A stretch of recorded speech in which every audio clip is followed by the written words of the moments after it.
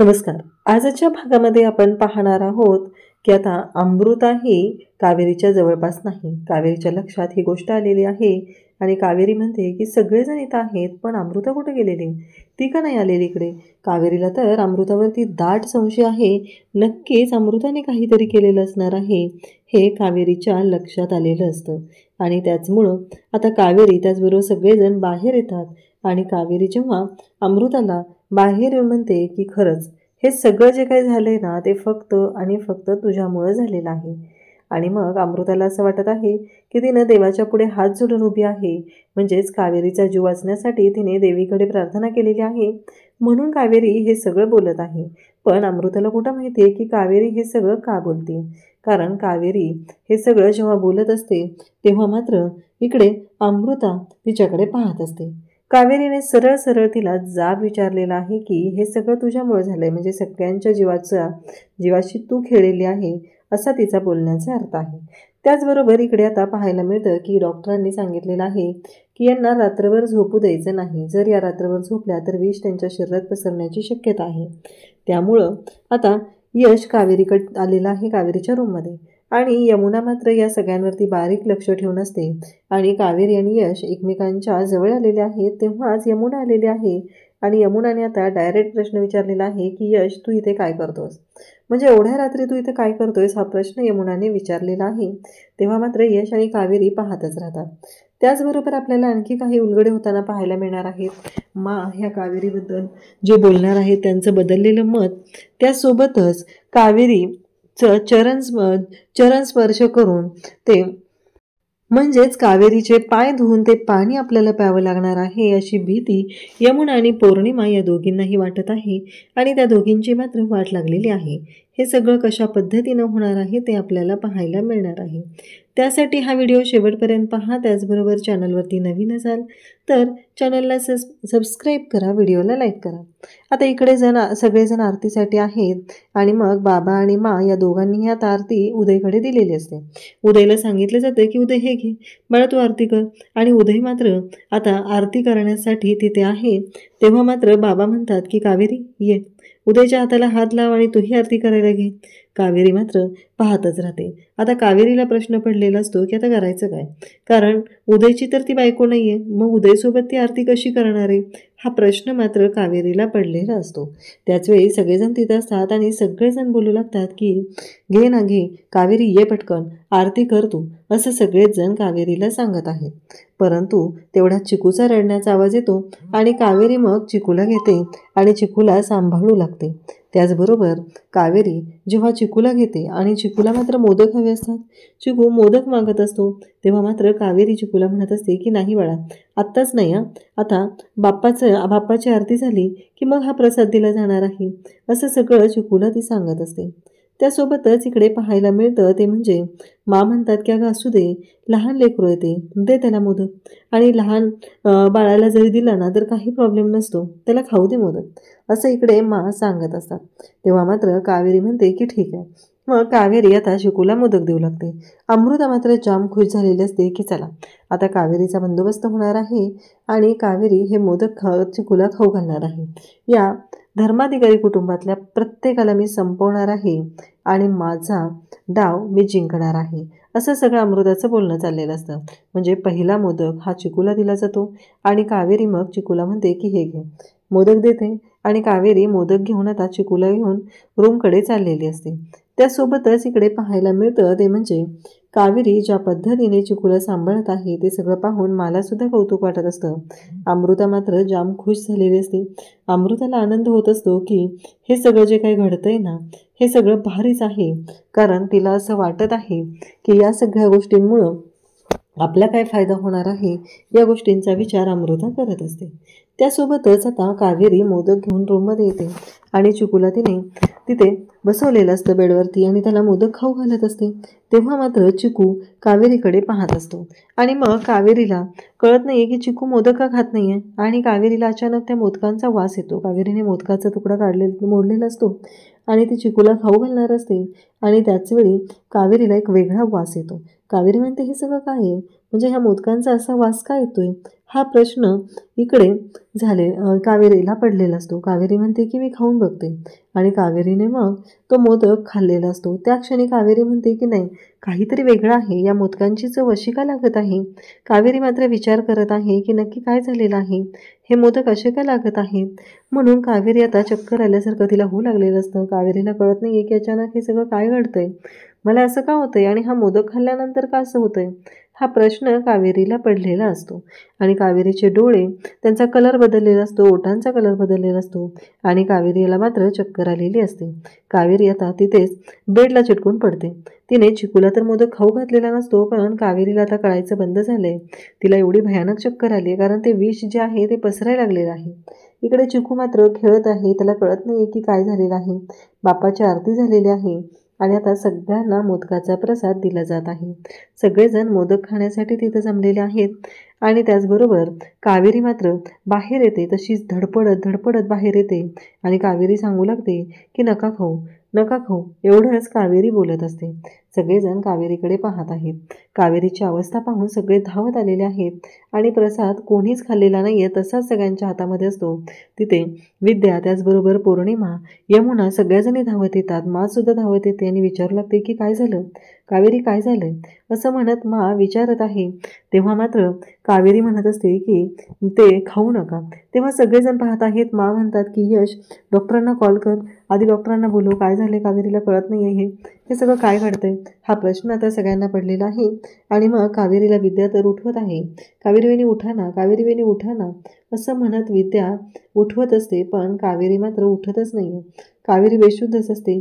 सगळेजण आता काळजी करू लागलेले आहेत की अचानक कावेरीला हे सगळं काय होतंय. या सगळ्या गोष्टींचा विचार चालू असतो. कावेरी मात्र जागीच होत नसते. मा म्हणत असते की कावेरी उठ आणि त्याचबरोबर विद्या, कावेरी वहिनी उठा तुम्ही, काय झालंय तुम्हाला असं म्हणत विद्या कावेरीला उठवण्याचा प्रयत्न करत असते, पण कावेरी काही शुद्धीवर येत नाही. आता डॉक्टरांना बोलवलेलं आहे. सगळेजण कासावीस झालेले आहेत. यशला सुद्धा काळजी वाटायला लागलेली असते. यश म्हणत असतो की नाही, मला कळत नाही आहे की हे सगळं काय घडतंय. तेवढ्यात डॉक्टर तिथे येतात आणि डॉक्टर विचारत आहेत की काय झालं. मग कावेरी त्याचबरोबर सगळेजण तिथं आहेत आणि डॉक्टर म्हणतात, यश सांगतो की मला नाही माहिती काय झालं, पण त्या अचानक त्यांनी मोदक खाल्ला आणि त्यानंतर त्या बेशुद्ध पडलेल्या आहेत. हे ऐकल्यानंतर डॉक्टरांना सुद्धा धक्का बसतो. डॉक्टर म्हणतात की हो, बरं झालं मला संदीपने तशी कल्पना दिलेली होती. संदीपने मला आधी सांगितलेलं होतं, त्यामुळं मी अँटीडोस आणलेलाच होता. कारण ही पोलीस केस आहे आणि तसं तर मी तुमच्या कुटुंबाला पूर्णपणे ओळखते, त्याच्यामुळं सध्या ठीक आहे. आता घरामध्ये नक्की विष कशातून गेलं आहे, काय झालेलं आहे, हे तुम्हाला शोधावं लागणार आहे. आता इकडे अमृता रूममध्ये असते. अमृताला मात्र खूप राग आलेला असतो.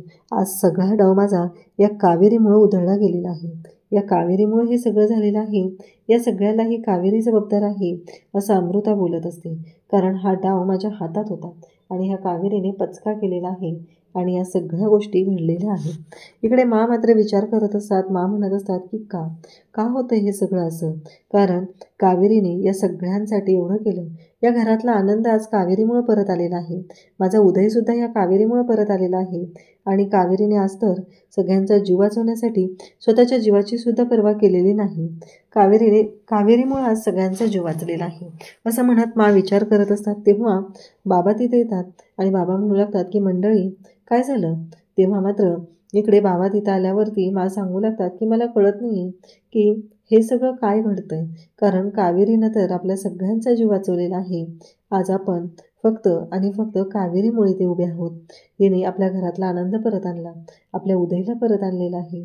एवढ्या सगळ्या गोष्टी तिनं केलेल्या आहेत आणि तरीही आज तिच्या जीवाची असे हाल झालेले आहेत, हे मा बोलत आहेत. तेव्हा मात्र बाबा म्हणतात की हे बघा मंडळी, तुमचं मन तिच्याबद्दलचं बदललंय, ही गोष्टच खूप चांगली आहे. कारण मला कधी वाटलं नव्हतं की असं होईल, पण आज तुमच्या मनात तिच्याबद्दल काहीतरी आहे ना, या गोष्टीचं खरंच मला खूप बरं वाटलेलं आहे. असं सगळं बाबांचं बोलणं चाललेलं असतं. आणि त्याचबरोबर हे सगळं जेव्हा घडत आहे तेव्हा मात्र यमुना आणि पौर्णिमा दोघेही बोलत असतात. दोघेही म्हणत असतात की हे सगळं काय आहे. कारण आता तर कावेरीने हे नवीनच काय केले, म्हणजे कावेरीला हे सगळं करायची गरज काय होती, असं दोघीही बोलत आहेत. दोघींनाही राग आलेला आहे. म्हणजे कावेरी कावेरी आपल्या डोक्यावर चढून मिऱ्या वाटायला लागलेली आहे असं त्यांना वाटत असतं. तेव्हा मात्र इकडे इकडे पौर्णिमा आणि यमुना दोघेही बोलतात की आपल्याला त्या कावेरीचं चरणामृत जरी प्यायला दिलं ना तर आता काही खोटं ठरणार नाही. यमुना म्हणत असते, बघितलं ना आता काय झालंय ते, कारण ती मुलगी इकडे माझ्या नजरेत मोठी ठरलेली आहे आणि आपण मात्र या गोष्टींचा विचार करत बसलेलो आहे, असं बोलणं चाललेलं असतं. त्याचवेळी यमुना म्हणते की अगं काकू काय बोलते. तेव्हा यमुना म्हणते की बरोबर आहे आणि पौर्णिमा पण म्हणत असते की बरोबर आहे, हे तर असंच होणार आहे, हे आपल्याला माहितीच आहे. कारण काही झालं तरीही ती माझ्या नजरेत मोठी ठरणार आहे आणि आपल्याला मात्र काहीही कळणार नाही. आणि यमुना इकडे पौर्णिमाला मात्र तर समोरच दिसायला लागलेलं असतं की माने त्यांना सांगितलेलं आहे की कावेरीचं तुम्ही चरणस्पर्श केलेलं चरणामृत जे आहे ते तुम्ही प्राशन करायचं आहे. आणि दोघीही आता पाहत असतात हे सगळं काय घडतंय, कारण माने आपल्याला असं करायला लावलंय. म्हणजे कावेरी वरचेवर आपल्या घरामध्ये वरचढ ठरत चाललेली आहे आणि मग दोघींनीही आता तिथं बसलेले आहेत आणि ते चरणामृत जे आहे ते प्यायला लागलेले असतात. तेव्हा यमुना म्हणते की अगं काकू तू मोठी आहेस ना, मग तू पी बरं आधी, असं म्हणत ती जबरदस्ती पौर्णिमाला पाजत असते. तेव्हा मात्र पौर्णिमा म्हणत असते की नाही नको मला, आधी तू.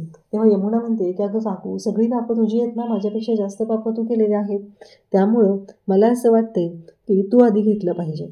आणि एकदम यमुना आधी ते ओरडते आणि म्हणते काय चाललंय काकू तुझं हे सगळं, अगं लक्ष कुठे आहे तुझं. तेव्हा ती म्हणते की नाही तुला माहिती आहे ना यमी, अगं जरा वाचतो ततास तू म्हणत असते, जरा विचार करत जा तू, काय चाललंय तुझं, काय बोलतेस तू, असं इकडे पौर्णिमा तिला बोलत असते. त्याच वेळेस इकडे पौर्णिमा आणि यमुना दोघीही बोलत आहेत. दोघींनाही काळजी वाटायला लागलेली आहे. पण हे सगळं काय आहे, आपल्या घरात विष कुठून आलं, कोणी टाकलं विष, असे अनेक प्रश्न आता त्यांच्या समोर आहेत आणि त्या दोघीही त्याच गोष्टींचा विचार करत असतात. त्याचबरोबर इकडे यश आता डॉक्टरांना विचारतो की डॉक्टर हे सगळं काय झालेलं आहे, या सगळ्या गोष्टी कशामुळे झालेल्या असतील, असे प्रश्न डॉक्टरांना यश विचारत असतो. तेव्हा डॉक्टर म्हणत असतात की हे बघा मला आता सध्या तरी वाटतंय, पण हे विष कशातून गेले, नक्की कशामुळे गेले, हे सगळं पाहावं लागणार आहे. आणि त्याचबरोबर इकडे डॉक्टरांनी सुद्धा हे सगळं सांगितलेलं असतं. सगळेजण तिथं आहेत आणि त्याचवेळी यश म्हणत आहे की डॉक्टर किती वेळ लागणार आहे यांना शुद्धीवर येण्यासाठी. डॉक्टर म्हणतात की हे बघा थोड्याच वेळात तर शुद्धीवर येतील, पण एक महत्त्वाची गोष्ट आहे ती तुम्हाला करावी लागणार आहे, कारण काहीही झालं तरीही आत्ता सध्या यांची अवस्था क्रिटिकल आहे, यांची तुम्हाला जास्त काळजी घ्यावी लागणार आहे, असं डॉक्टर सांगत असतात. तेव्हा मात्र आता इकडे डॉक्टरांनी सांगितलेलं आहे की यांना रात्रभर झोपूही द्यायचं नाही, कारण या जर रात्री झोपल्या तर प्रॉब्लेम येऊ शकतो, असं डॉक्टरांचं म्हणणं आहे. आणि त्याचबरोबर डॉक्टरांनी सांगितल्याप्रमाणे मासुद्धा तिथं आलेल्या आहेत आणि मा विचारत आहेत की काय झालं गं, सगळं व्यवस्थित आहे ना. तेव्हा मला कावेरीकडे बेशुद्ध अवस्थेत असते, मलासुद्धा काळजी वाटत असते.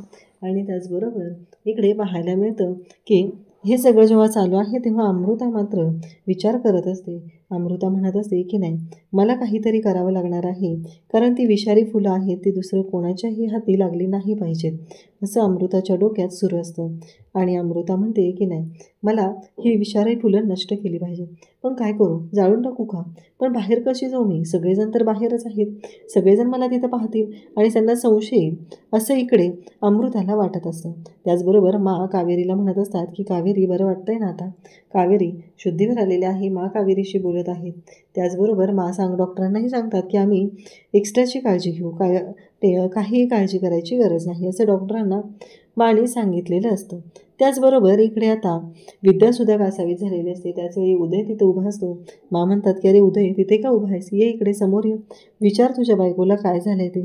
तेव्हा उदयसुद्धा विचारत असतो.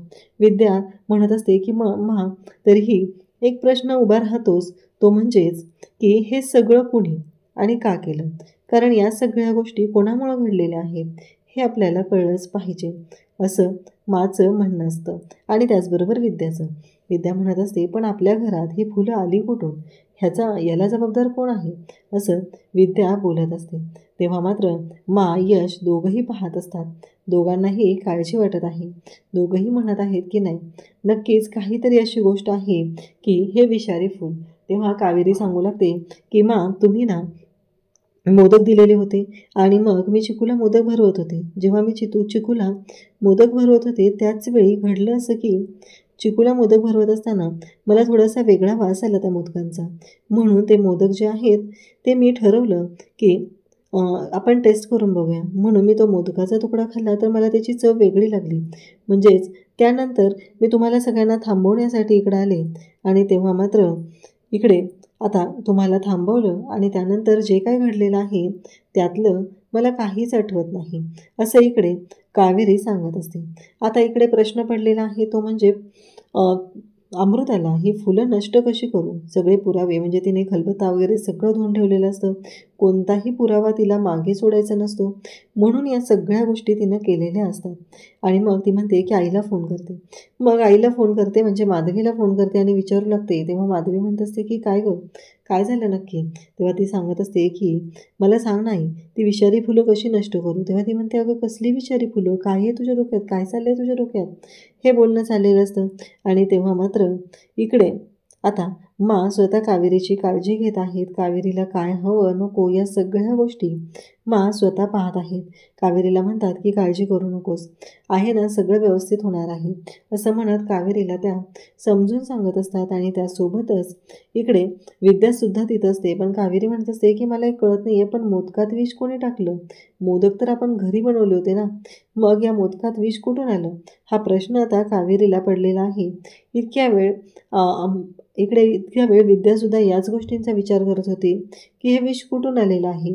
आणि मग आता कावेरी म्हणते की चला, कारण इथं सगळेजण आहेत पण अमृता तेवढी तिला दिसत नाही आहे. त्यामुळं कावेरी म्हणते की आपण बाहेर जाऊया. बाहेर गेल्यानंतर पाहते तर काय, अमृता देवाच्या समोर दिवा लावून हात जोडून उभी असते.